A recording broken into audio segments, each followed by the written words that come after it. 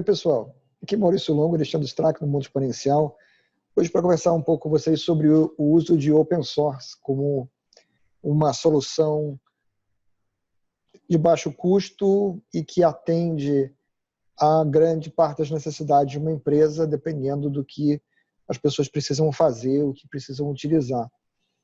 Tem muitos produtos já há muitos anos no mercado, né, Alexandre, que suprem plenamente vários tipos de necessidade que têm efetivamente custo zero, né, zero de licenciamento, e que muitas pessoas não conhecem, né, ou se conhecem, não olham a fundo por alguma espécie de preconceito de que aquele produto, por ser gratuito, não é tão bom quanto um produto pago. Acho que há um enorme... Assim, se negligencia muito a possibilidade de uso de open source e há muito preconceito ainda com a questão do open source. Mas, como você falou, tem soluções para as mais diversas áreas. Quem costuma usar muito open source é o pessoal de desenvolvimento, né? Tem muito framework open source e são amplamente utilizados, ou seja, tem muito software hoje que é criado totalmente dependente de frameworks open source. Inclusive, a gente já fez aqui um programa esclarecendo também a questão de licenciamento em cima de open source, porque as pessoas acham que não há nenhum tipo de licenciamento e há diversos tipos de licenciamento diferentes dentro do open source. Mas também eu acho que uma coisa muito importante da gente ressaltar é que o open source pode ser uma solução para quem tem uma queda pelo lado equivocado da pirataria, né? Ou seja, para quem passa ou tem na sua cabeça a possibilidade de usar software pirata, que obviamente é crime, deveria levar em consideração as soluções open source, porque elas resolvem muito bem o problema e tiram você do lado da ilegalidade, dado que pirataria é crime e você pode literalmente ir parar na cadeia. Se você ainda não assinou o canal, clique aqui embaixo para assinar e marque o sininho para ser notificado quando saem novos vídeos. Se você está escutando o podcast e ainda não fez a sua assinatura, procure na sua plataforma de preferência para que você seja avisado quando forem lançados novos episódios. Se você gostar do que você vir e ouvir aqui, deixe o seu like, que o feedback é interessante para nós. Você quer dizer, para quem está a fim de se reformar, deixar de ser criminoso e passar a viver dentro da lei, é uma excelente opção. Para quem não contemplou se tornar um criminoso para usar um software, também é uma boa opção em várias áreas. E aí, falando de coisas mais aplicáveis a uma grande quantidade de pessoas, você tem soluções como o LibreOffice, por exemplo, que te dá essencialmente equivalência a todos os produtos do Microsoft Office, com um nível de qualidade excelente, com um nível de recursos excelente, e que atende plenamente a 99,9% das aplicações de quem precisa escrever texto. Quem precisa fazer documentos elaborados, ele tem suporte a todos os tipos de features que eu encontro, por exemplo, no Word, que eu já procurei, eu encontrei, na parte de planilha também, para usuários, pelo menos usuários intermediários, vamos dizer assim, é quase que impossível de você ver a diferença de um Excel, né? Tirando, é claro, as questões estéticas, né, de toolbar, essas coisas assim. Em termos funcionais, é tudo muito, muito próximo. E você tem várias outras linhas, né, de produto que atendem também a quem trabalha com design gráfico e tal, que são, vamos chamar assim, de programas para o usuário final, né? Ou seja, não é para quem está desenvolvendo software, não é para quem é especialista em tecnologia, é para todo mundo que precisa fazer uso de ferramentas de produtividade no dia a dia, né? Começa pelo sistema operacional, né? Ou seja, foi-se o tempo em que Linux não poderia ser bem utilizado no seu desktop, né? Ou seja, hoje em dia você tem qualidade e interface gráfica excepcional em ambientes com sistema Linux, ou seja, dá para você trabalhar o dia inteiro utilizando Linux sem absolutamente problema nenhum, obviamente dependendo do que você pretende fazer. Para quem é gamer, eu acho que é um pouco mais difícil usar exclusivamente Linux, mas pode ser que seja ignorância minha, mas pelo que eu converso com algumas pessoas, meu filho e amigos e tal, eles manifestam que para ser gamer, ou seja, Linux é uma dificuldade, mas para quem vai usar o computador de forma a realizar tarefas do dia a dia, como você falou, navegar na internet. Hoje em dia, a grande maioria dos softwares que nós usamos são aplicações web. Então, a grande parte do seu tempo você está utilizando o browser. Então, se você usa o Linux com um browser, por exemplo, Firefox, você está absolutamente dentro da lei, usando uma solução open source completa, né? Porque Firefox é open source, Linux é open source, você ainda por cima pode usar OpenOffice, que é uma outra solução competidora do LibreOffice que você falou, você está o tempo inteiro utilizando ferramentas open source e está tendo, digamos, uma produtividade que, na minha visão, é absolutamente compatível a se você estivesse usando hoje os sistemas operacionais mais amplamente utilizados, como o Windows, que ainda é a esmagadora maioria, OS 10 para quem usa Mac, e eu acredito que o Linux está em segundo lugar e o macOS 10 deve estar em terceiro lugar, porque o Windows ainda é a esmagadora muito superior. É o contrário, para o usuário final é o contrário, né? O macOS é bem mais usado do que o Linux, mas diferente de servidores, onde o primeiro lugar é do Linux hoje em dia. Aí disparado, né? Disparado, seguido pelo Windows. Agora, você tem também cada vez mais casos de fabricantes de hardware que oferecem a opção de você comprar um notebook, por exemplo, com Linux, como uma alternativa para reduzir o custo total do equipamento que você está comprando. E aí você tem a Dell, é uma que tem várias opções nessa direção.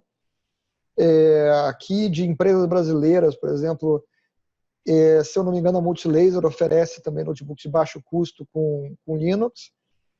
E eu não tenho informação atual de muitos outros, mas a Dell é muito significativa, porque até a última vez que eu vi é a maior vendedora no Brasil de equipamentos. Pode ser que a Lenovo tenha passado, eu não tenho muita certeza.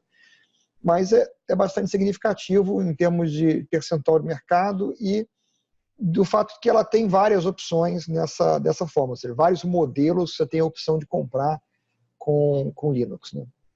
Em algumas situações também a gente não pode deixar de falar que essa pode ser uma forma de você manter vivo e com uma boa performance computadores com menores configurações, porque o Linux costuma rodar de uma forma mais performática do que o Windows e do que, obviamente, o macOS, o OS 10 é exclusivo das linhas da Mac, né? Ou seja, a performance é muito boa do Linux em equipamentos mais antigos. E é uma boa forma de utilizar o equipamento, porque ele ainda tem vida útil, só que com o sistema operacional mais novo, digamos assim, a performance não é boa. Né? É uma alternativa. A única questão que tem é, dependendo da idade do computador, se você consegue ter o suporte de drivers, essas coisas assim, para a versão atual, que você está querendo instalar do Linux, né? Porque aí tem o gap, né, de tempo de existência do equipamento, né?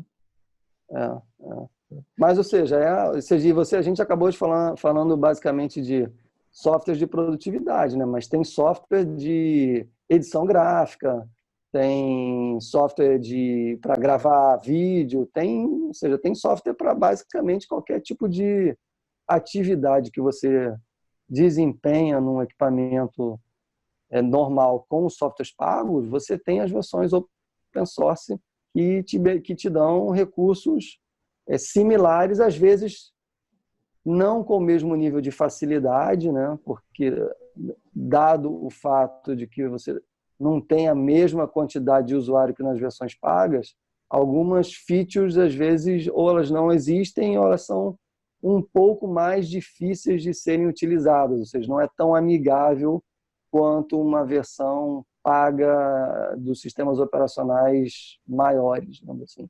Mas elas estão lá e você pode usar. E assim, para que não haja engano nisso, isso não se aplica, por exemplo, a produtos como OpenOffice, LibreOffice. Esses produtos são absolutamente tão capazes e tão fáceis de utilizar quanto qualquer produto comercial pago para Windows ou para Mac. E qualquer pessoa que está familiarizada com os produtos comerciais não tem dificuldade de começar a usar esses produtos. Então, existem softwares que são de nicho mais específico ou não são cross-platform e tem, então, como o Alexandre falou, uma menor quantidade de usuários, etc. Mas quando você pega um produto open source como um LibreOffice ou um OpenOffice que tem versão para Windows, para Mac, para Linux, e o produto é cross-platform, ou seja, você tem o mesmo produto em todas as plataformas, você tem uma quantidade muito grande de usuários de qualquer forma dando feedback no produto e tal. Mesmo não sendo um produto que tem 90% do mercado, ele ainda é um produto com centenas de milhões de usuários, vamos dizer assim, pelo mundo afora. Isso que você falou é importante para os softwares que rodam nativamente, né? Porque tudo que você usa via browser, ele é absolutamente igual. O mesmo. É o mesmo, ou seja, não tem uma nova versão, dado que ele funciona no browser. A partir do momento que você roda o browser no Linux, por exemplo, você usa absolutamente o mesmo software que você está usando no Windows ou no Mac, dado que ele é um software feito, uma aplicação web que roda em cima do browser, e a partir do momento que você tem um browser, a aplicação é absolutamente a mesma. É claro, estamos considerando que você vai estar usando browsers líderes de mercado, né? Se começar a usar, obviamente, outros tipos de browser, pode ser que haja algum problema de compatibilidade entre aquela aplicação web que você usa nos browsers tradicionais com um outro browser que pode ser ter algum problema de compatibilidade, não estar com as últimas versões Mas dentro do universo open source, como você falou mais cedo, você tem a opção do Firefox, que está disponível em todas as plataformas, né? Que normalmente é o browser padrão que vem nas instalações Linux. Normalmente, quando você instala o Linux, ele coloca lá um browser Firefox. Bom, eu não sei se tem mais algum aspecto que você queira colocar para falar. Acho que assim a gente cobriu uma visão geral de que tipos de softwares você pode usar e o que você pode esperar desses softwares aqui como uma alternativa. E o detalhe interessante é que todos esses caras que a gente está falando, eles já existem há bastante tempo e eles foram possibilitados pela facilidade das pessoas se conectarem, se encontrarem pela internet, né? Onde é cada vez mais fácil você, não importa qual seja o seu grupo de interesse, você encontrar outras pessoas que têm o mesmo interesse para trabalhar num projeto comum, né? Ou trocar informações sobre esse interesse comum. Lembrando que, como eles são open source, o source é aberto, você pode ter acesso às fontes daquelas ferramentas. Não quer dizer que você vá usá-los, nem quer dizer que todos têm essa capacidade, mas essa é a diferença entre o open source e o closed source, que é o que você usa normalmente. E é uma garantia de continuidade. Para a gente até dar um exemplo fiel disso, quando a Oracle adquiriu a Sun era a empresa que promovia o desenvolvimento do OpenOffice. E a Oracle começou a mudar questões de licença nas novas versões do OpenOffice. Grande parte da comunidade de pessoas que trabalhavam no desenvolvimento do OpenOffice não gostou das mudanças e, dado as regras da licença open source sobre a qual o OpenOffice era distribuído, eles tinham a liberdade de pegar aqueles fontes e criar um produto novo. E assim eles fizeram, criando o LibreOffice, um concorrente para o OpenOffice, com outras regras de licenciamento, mas, porém, compatíveis com as regras originais que existiam para a versão anterior do OpenOffice. E mesmo fenômeno aconteceu com o MySQL, né? Ou seja, quando a Oracle adquiriu o MySQL, muita gente não gostou e os caras que eram do início do desenvolvimento do MySQL criaram o MariaDB, que obviamente, tem as mesmas funcionalidades e características, mas tem uma forma de licenciamento diferente, com regras mais abertas do que o MySQL agora, já há algum tempo, de propriedade da Oracle. Mas acho que a gente cobriu bastante coisa. Bom, então, gente, ficamos por aqui hoje e a gente se vê no próximo vídeo. Até o próximo.